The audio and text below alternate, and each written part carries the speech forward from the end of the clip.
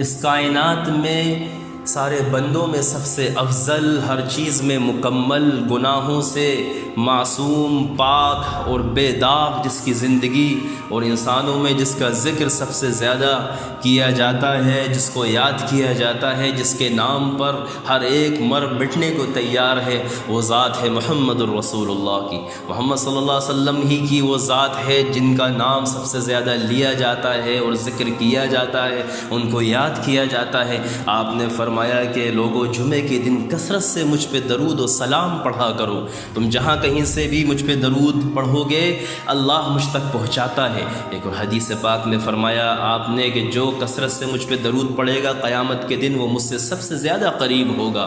ایک اور حدیث پاک ہے، آپ نے فرمایا جو مجھ پر ایک بار درود و سلام پڑھے گا اس کے 10 گناہ معاف ہوں گے، اللہ اس پہ 10 بار رحمتیں بھیجے گا اور اس کے 10 درجات بلند فرمائے گا۔ تو ہمیں کثرت سے اللہ کے رسول پہ درود پڑھنا چاہیے۔ درود و سلام کی بے شمار فضیلتیں ہیں۔